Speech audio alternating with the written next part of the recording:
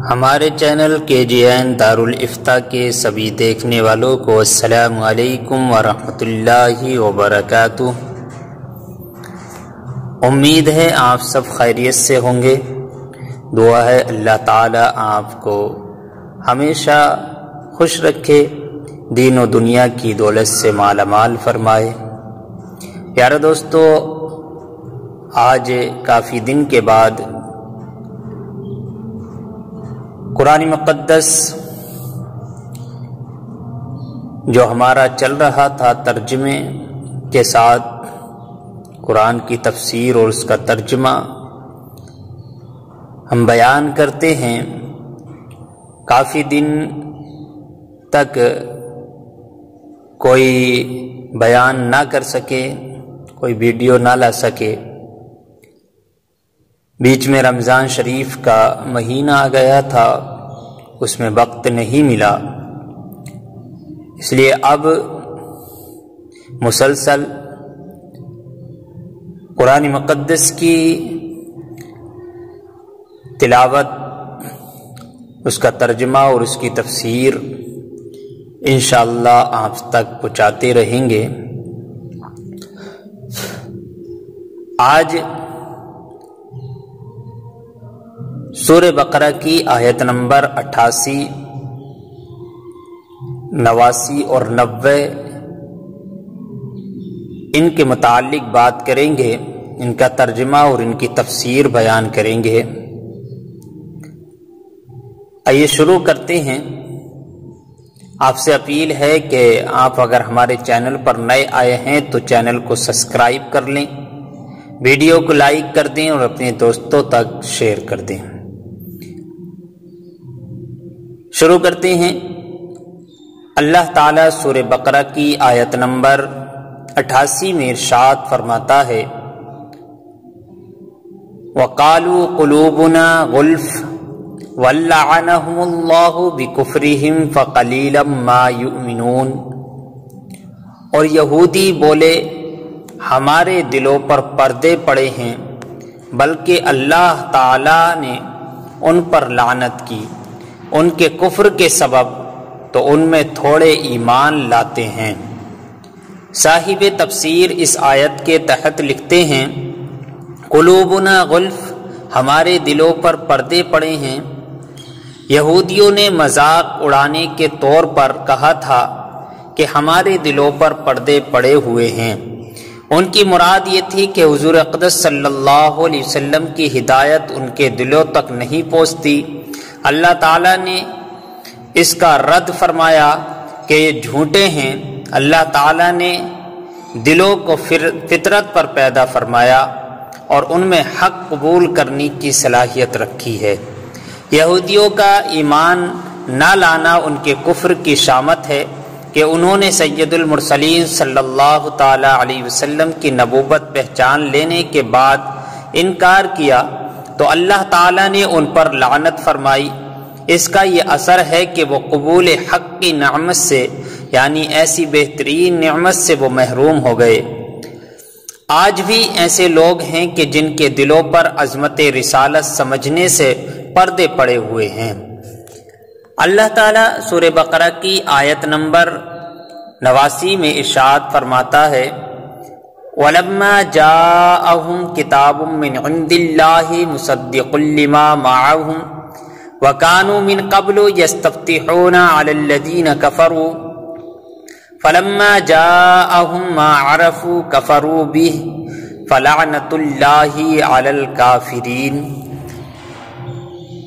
اور جب ان کے پاس اللہ کی وہ کتاب قرآن آئی جو ان کے ساتھ والی کتاب توریت کی تصدیق فرماتی ہے، اور اس سے پہلے وہ اسی نبی کے وسیلے سے کافروں پر فتح مانگتے تھے، تو جب تشریف لایا ان کے پاس وہ جانا پہچانا، ان سے منکر ہوئے، یعنی اس سے وہ منکر ہو بیٹھے، تو اللہ کی لعنت منکروں پر۔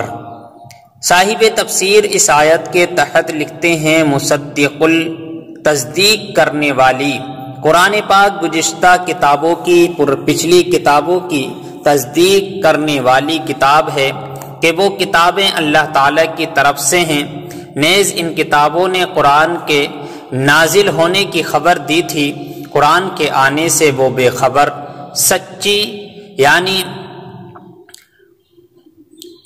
قرآن کے نیز ان کتابوں نے قرآن کے نازل ہونے کی خبر دی تھی، قرآن کے آنے سے وہ خبریں سچی ہو گئیں۔ ما عرفو جانا پہچانا نبی، شان نزول امام الانبیاء صلی اللہ علیہ وسلم کی تشریف آوری اور قرآن کریم کے نزول سے پہلے یہودی اپنی حاجات کے لیے حضور پر نور صلی اللہ علیہ وسلم کے نام پاک کے وسیلے سے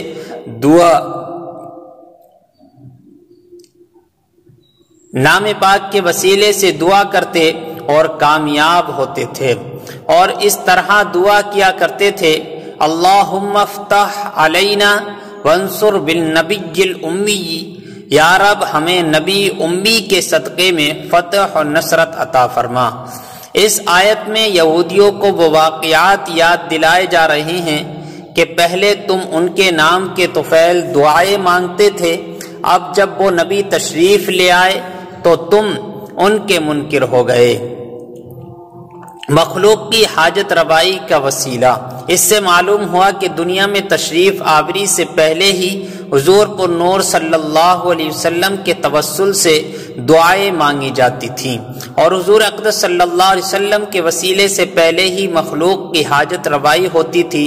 یہ سلسلہ آپ صلی اللہ علیہ وسلم کی تشریف آوری کے بعد ظاہری حیات مبارکہ میں بھی جاری رہا کہ صحابہ کرام رضی اللہ تعالی عنہ آپ صلی اللہ علیہ وسلم کے وسیلے سے دعائیں مانگتے تھے، بلکہ اپنے وسیلے سے دعا مانگنے کی تعلیم خود حضور پر نور صلی اللہ علیہ وسلم نے اپنے صحابہ کرام رضی اللہ تعالی عنہم کو دی ہے، اور آپ صلی اللہ علیہ وسلم کے وصال ظاہری کے بعد بھی صحابہ کرام رضی اللہ تعالی عنہم کا یہ معمول رہا، اور سلف اور صالحین کا یہ طریقہ تب سے اب تک جاری ہے اور انشاءاللہ ہمیشہ جاری رہے گا۔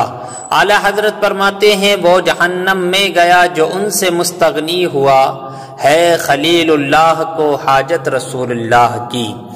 اللہ تعالیٰ سورہ بقرہ کی آیت نمبر 90 کے اندر ارشاد فرماتا ہے، بئس ما اشتروا بہ انفسہم ان یکفروا بما انزل اللہ بغیا ان ینزل اللہ من فضلہ علی من یشاء من عبادہ فباؤوا بغضب علی غضب وللکافرین عذاب مہین۔ ترجمہ، کس برے مول انہوں نے اپنی جانوں کو خریدا کہ اللہ کے اتارے سے منکر ہوئے، اس کی جلن سے کہ اللہ تعالیٰ اپنے فضل سے اپنے بندوں پر چاہے وہی اتارے تو غضب پر غضب کی سزا وار ہوئے، اور کافروں کے لیے ذلت کا عذاب ہے۔ صاحب تفسیر اس آیت کے تحت لکھتے ہیں، بئس ما اشتروا بہ انفسہم، انہوں نے اپنی جانوں کا کتنا برا سودا کیا۔ یہودیوں نے حضور اقدس صلی اللہ علیہ وسلم پر ایمان لانے کی بجائے کفر اختیار کیا اور ایمان کی جگہ کفر خریدا، خسارہ کا سودا انہوں نے کیا۔ اسی سے ہر آدمی نصیحت حاصل کرے کہ ایمان کی جگہ کفر، نیکیوں کی جگہ گناہ، اطاعت کی جگہ نافرمانی، اور رضائے الہی کی جگہ اللہ تعالیٰ کے غضب کا سودا بہت خسارے کا سودا ہے۔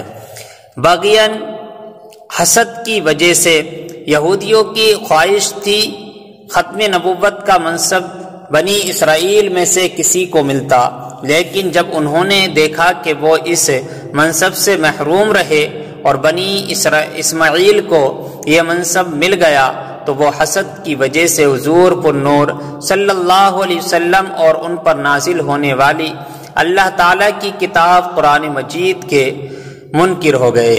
اس سے معلوم ہوا کہ منصب اور مرتبے کی طلب انسان کے دل میں حسد پیدا ہونے کا ایک سبب ہے، اور یہ بھی معلوم ہوا کہ حسد ایسا خبیث مرض ہے جو انسان کو کفر تک بھی لے جا سکتا ہے۔ حسد ایمان کے لیے تباہ کن ہے۔ حسد کی تعریف یہ ہے کہ کسی مسلمان بھائی کو ملنے والی نعمت چھن جانے کی آرزو کی جائے اور ایسی آرزو کی برائی محتاج بیان نہیں ہو، یعنی ایسی برائی محتاج بیان نہیں، کیا ایسی وہ آرزویں کر رہا ہو کہ وہ اس کو جو مل گیا ہے برباد ہو جائے، اس طرح وہ حسد کرنے لگے۔ حسد بری چیز ہے، حسد ایمان کو تباہ کر دیتا ہے، حسد کفر تک انسان کو لے جاتا ہے۔ حضرت ابو ہریرہ رضی اللہ تعالیٰ عنہ سے روایت ہے، حضور اقدس صلی اللہ علیہ وسلم نے ارشاد فرمایا، آدمی کے دل میں ایمان اور حسد جمع نہیں ہوتے۔ حضرت معاویہ بن حیدہ رضی اللہ تعالیٰ عنہ سے روایت ہے، حضور اقدس صلی اللہ تعالیٰ علیہ وسلم نے ارشاد فرمایا، حسد ایمان کو اس طرح تباہ کر دیتا ہے جیسے کہ صبر یعنی ایک درخت کا انتہائی کڑوا نچوڑ شہد کو تباہ کر دیتا ہے۔ یاد رہے کہ حسد حرام ہے اور اس باطنی مرض کے بارے میں علم حاصل کرنا فرض ہے۔ اس سے متعلق مزید تفصیلات جاننے کے لیے امام غزالی علیہ رحمہ کی مشہور کتاب احیاء علوم کی 3 جلد میں موجود حسد سے متعلق بیان مطالعہ فرمائیں۔ فباؤوا بغضب علی غضب، تو یہ لوگ غضب سے یعنی غضب پر غضب کے مستحق ہو گئے۔ حضرت عبداللہ بن عباس رضی اللہ تعالی عنہما فرماتے ہیں، یہودی توریت کو ضائع کرنے اور اس کے احکامات کو تبدیل کرنے کی وجہ سے پہلے غضب کے مستحق ہوئے، اور حضور صلی اللہ علیہ وسلم پر ایمان یعنی حضور صلی اللہ علیہ وسلم کے ساتھ کفر کرنے کی وجہ سے دوسرے غضب کے حقدار ٹھہرے۔ بعض مفسرین نے فرمایا کہ حضرت عیسیٰ علیہ السلام اور انجیل کا انکار کرنے کی وجہ سے یہودی پہلے غضب کے مستحق ہوئے اور نبی کریم صلی اللہ علیہ وسلم اور قرآن مجید کا انکار کر کے دوسرے غضب کے مستحق ہو گئے۔ یعنی اس طرح یہودی دنیا میں بھی رسوا اور ذلیل ہوئے اور انشاءاللہ آخرت میں بھی یہ لوگ رسوا اور ذلیل ہی رہیں گے، کیونکہ اللہ تعالیٰ کا ان پر غضب ہوا ہے۔ اللہ تعالیٰ ہم سب کو ان باتوں پر عمل کرنے کی توفیق عطا فرمائے۔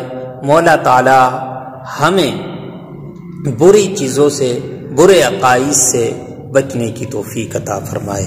آمین یا رب العالمین۔